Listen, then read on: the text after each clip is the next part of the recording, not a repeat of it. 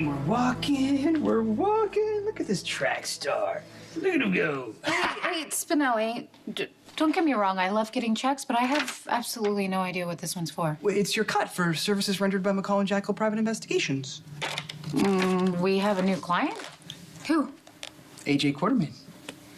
So that check is your share of our admittedly slim profits, but I insist that you take it. Spinelli, I haven't really wanted to say anything because I didn't want to put you on the spot, but I know that you're struggling financially. Look, those days are behind me, behind us. McCall and Jackal, we're back in the black. Yeah, but we don't need your money. I mean, Danny and I, we are beyond adequate. We don't want your money. It's our money, Samantha. Unless you wish to dissolve our partnership. No, look, I don't wish to dissolve our partnership. I'll make you a deal, though, okay? If you agree to accept this check for this case and this one case only, I'll stay partners with you.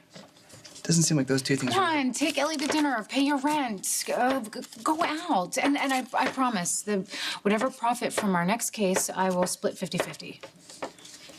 Deal? You drive a hard bargain.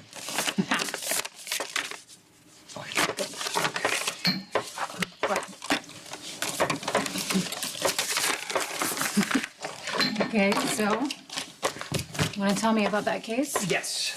So I was hired to uncover some deeply buried information about a previously unknown Quartermain heir. Oh, an unknown Quartermain?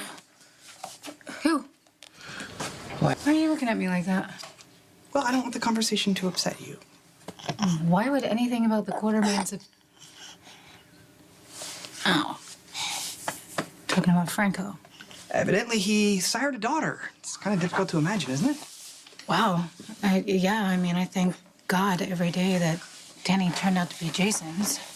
I mean, he didn't even know that Danny was his son, but I don't know. Obviously, it wouldn't have mattered. He would have left him anyway. Jason would have been an amazing father. And he never got the chance. Nor will I. Wait a minute. Why? I thought you and Ellie worked out all your trouble. As I tried to explain at the nurses' ball, we agreed to disagree. The conversation has been tabled, as it were. Are you okay with that? No, but it's preferable to the alternative. Anyway, so hence the only babies we've been talking about is the baby that Maxie's carrying. Okay, I'm gonna bite on this one. Why are you and Ellie talking about Dante and Lulu's baby? Yeah, just keep in mind that you asked. Okay, noted. All right, so Ellie overheard a private conversation between Maxie and her father, and the details are somewhat convoluted, but now Ellie is convinced that Maxie is harboring a secret about the baby. It did seem curious at first until we realized that the baby Maxie was referring to was not, in fact, the one that she was carrying. Wait, you lost me. Yeah, her OB is Dr. Britt Westbourne. Ooh. Yeah, and so I surmised that maybe the bad doctor confided in Maxie, or perhaps that Maxie found out on her own. Yeah, that was quite a scene she made, especially in front of Emma. Yeah, not quite the way you'd wish your daughter to find out she was gonna be a big sister. Anyway, about Franco, are we sure that he has a daughter? Yes, according to Heather Weber.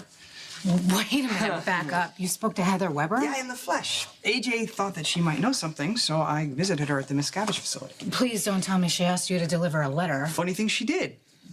But it was in jest. Thank God. Yeah, and unnerving as this entire experience was, she actually did provide some useful information. Hold that thought. Oh, yeah. Hey. Please. And hold my baby. Wow. Sam Morgan. You know, you look more and more like your dad every time I see you. I hope you know that he would be here if he could. Jason was consummately loyal, patient, fearless. And he was great with kids. I have no doubt that you would have loved him. Not that I'm any kind of substitute, but I promise to look after you, Danny. The same way that Jason looked after me. No, please don't worry about it. I completely understand. I'll figure something out. Feel better, okay? Okay. Bye-bye. is everything okay? Oh, My nanny is sick, which actually it wouldn't really be a problem, but I have to be in court in 20 minutes and I can't show up with a baby. I can watch Danny. Really? Yeah, no, I'd be thrilled to hang out with him for a day. Thank you so much. Sure. He's not gonna be any trouble. He's gonna be great, I promise. This guy trouble? Come on. What do I need to tell you? The diaper bag is in the kitchen, everything's Great. in it. You got wipes and diapers, and there's a bottle there, and there's another bottle in the fridge. stroller? And stroller, it's in the front closet. Thank you so much. We are good to go. I love you. I love you. Okay, thanks. All right. You and me, kid.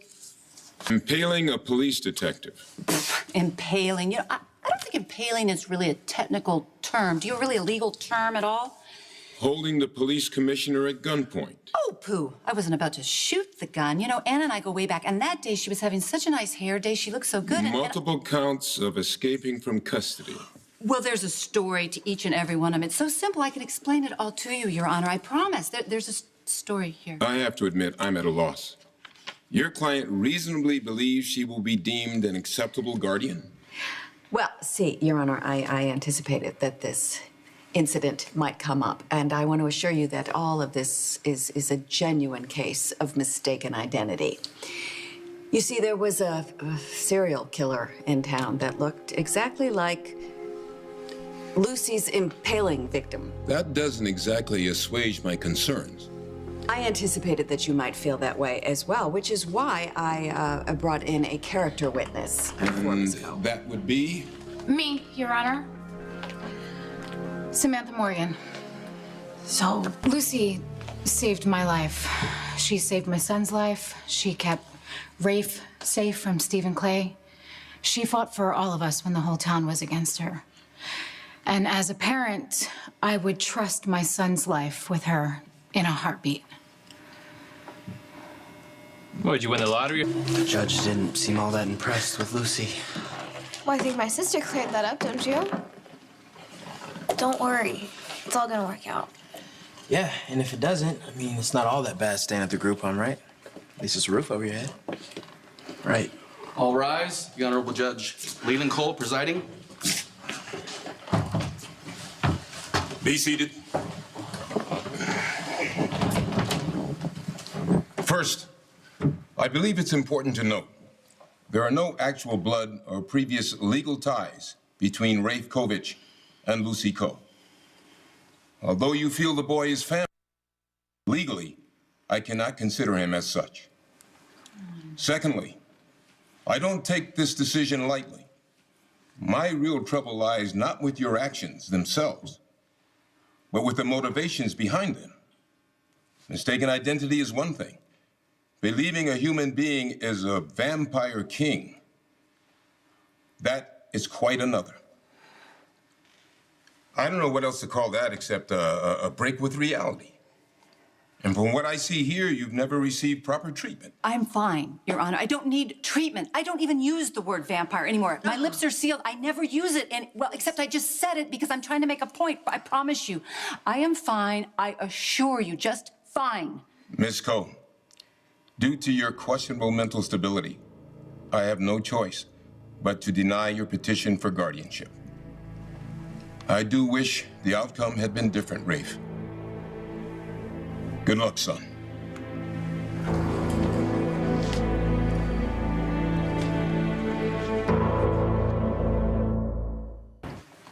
I can't go back to that place. All right, let me see what I can do. Can I talk to you for a minute? There's really no need for you to wait. I'll take full responsibility to make sure he gets back to the group home. Okay. Thank you.